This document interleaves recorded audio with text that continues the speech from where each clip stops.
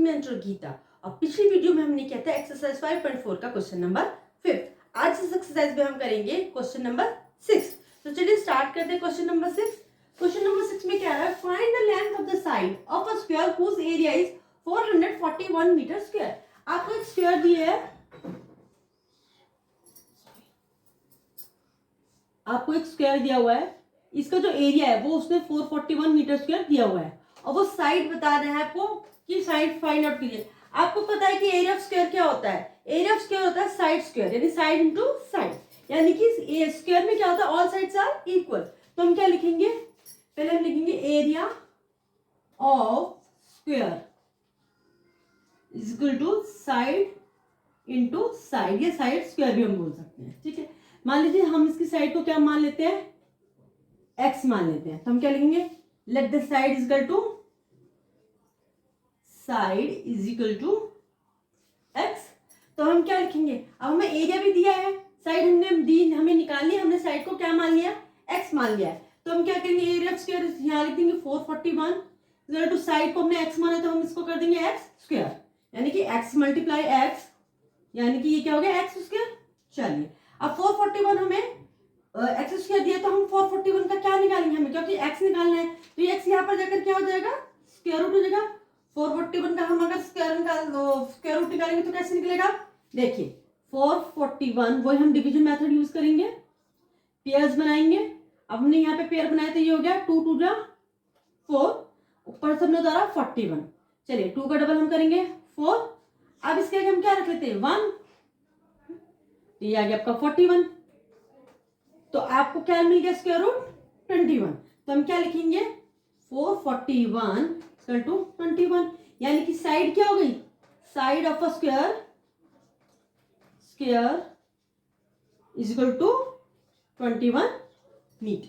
तो ये हमारी स्क्वायर की क्या निकल गई है, साइड कितनी जाएगी आपकी 21 मीटर। तो इसी के साथ हमारा क्वेश्चन नंबर 6 भी कंप्लीट होता है। अब हम करेंगे question number 7। Triangle ABC, angle B is equal to 90 degree. तो फर्स्ट पार्ट इसका दिया है, if AB is equal to 6 centimetre, BC is equal to 8 centimetre, find the AC। आपको एक राइट एंगल ट्रायंगल दिया गया है, ये है आपका राइट एंगल ट्रायंगल, जिसको नाम दिया उसने ABC। इसमें राइट एंगल ट्रायंगल में क्या होता है, एक एंगल जो होता है आपका कितने डिग्री का होता है, 90 डिग्री का, और वो 90 डिग्री का एंगल कौन से इस पर बना हुआ है, B पे, तो हम यहाँ लिखेंगे 90 डिग्री। अब उसमें बोल रहा है AB is equal to 6 centimetre, BC is equal to 8 centimetre, तो फाइंड AC। अब आपने पिछली क्लासेस में पढ़ा था कि राइट एंगल ट्रायंगल से रिलेटेड थ्योरम होती है जिसे हम बोलते हैं पाइथागोरस थ्योरम।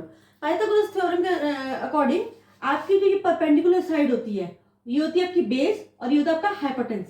तो आपका परपेंडिकुलर का स्क्वायर प्लस बेस का स्क्वायर इज इक्वल टू होता है आपके हाइपोटेन्यूज स्क्वायर के बराबर। तो आपको ए भी दिया हुआ है 6 सेंटीमीटर, बी सी दिया है 8 सेंटीमीटर, तो आपको ए सी क्या करना है, फाइंड करना है। तो हम वही पाइथागोरस थ्योरम लिखाएंगे, तो हम यहाँ लिखेंगे अकॉर्डिंग टू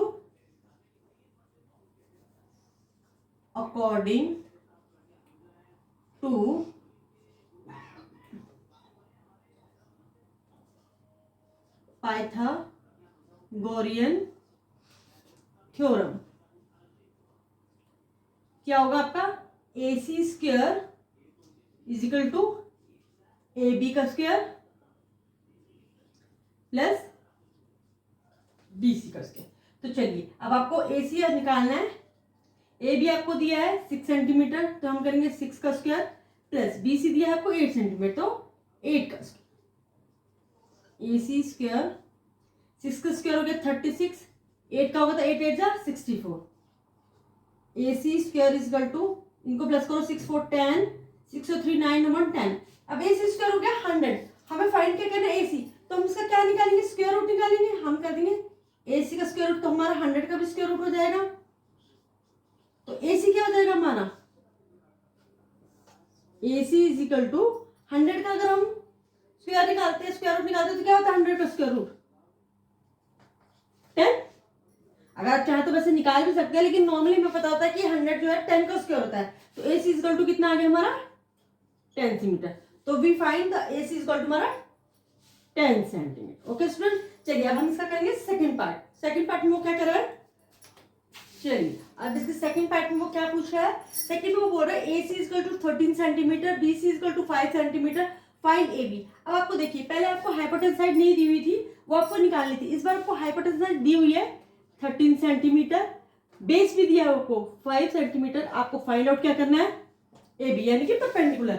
फॉर्मूला सेम वही रहेगा पाइथागोरस थ्योरम में जो हम लगाते हैं, A B square plus B C square plus equal to A C square, यानी कि परपेंडिकुलर का स्क्वायर प्लस बेस का square equal to hypotenuse side का स्क्वायर। तो हम क्या लिखेंगे, अकॉर्डिंग टू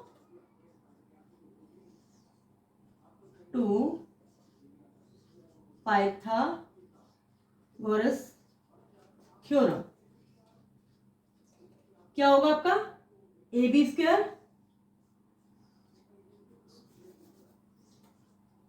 ए सी का square equal to A B square plus B C square.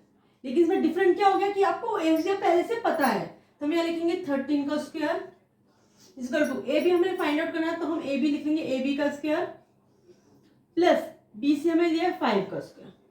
तो चलिए हम पहले इनका निकालते हैं, 13 का हम स्क्वायर करते हैं तो हमारा 169 आता है। करके देख लीजिए, 3 3 से 9, 3 1 3, 1 3 से 3, 1 1 से 1, 9 3 3 6 1, 169। ठीक है, चलिए ये हो गया आपका 169 equal to A B square plus 5 5 जा 25। अब हमें ए बी स्क्वायर निकालना है, तो हम क्या करेंगे, अब ये देखिए यहाँ पर प्लस हो रहा है, इस तरफ जाकर क्या हो जाएगा माइनस, तो हम क्या लिखेंगे 169 minus 25 equal to A B square. हमारा ए बी क्या आ गया है, 169 में से 25 माइनस करेंगे, 9 में से 5 गया 4, 6 में से 2 गया 4 और ये आ गया 144 इक्वल टू ए बी का स्क्वायर। चलिए अब हमें क्योंकि इसका स्क्वायर रूट निकालना है, तो हम क्या करेंगे, इसको ए बी कर देंगे। ठीक है, अब ए बी क्या हो जाएगा, हम 144 का वैसे जो 12 होता है, लेकिन आप चाहे तो निकाल सकते हैं। अब वही पेयर बनाओ, तो ये हो जाएगा 1 1 1, ये 0 बच गया। अब ऊपर से तारा 4, 1 का डबल हो गया 2, 2 के यहाँ पर भी 2 लिखेंगे तो ये हो जाएगा 2, ये हो जाएगा 44। तो क्या आ गया 12 आ गया। तो हम क्या करेंगे, तो ये हो गया आपका 12 इजकल टू ए बी, यानी कि ए बी कितना आ गया आपका, A B equal to 12 centimetre. तो आपका ए बी कितना आ गया है यहाँ पर 12 सेंटीमीटर। ओके स्टूडेंट्स, इसी के साथ हमारा क्वेश्चन नंबर 7 का सेकंड पार्ट भी कंप्लीट हो गया। इस वीडियो में यहीं तक, नेक्स्ट वीडियो हम इसका नेक्स्ट क्वेश्चन करेंगे। तो तब तक के लिए अगर आपको मेरी वीडियो अच्छी लगी हो तो इसे शेयर करें, लाइक करें और सब्सक्राइब करना तो बिल्कुल भी ना भूलें। Bye bye.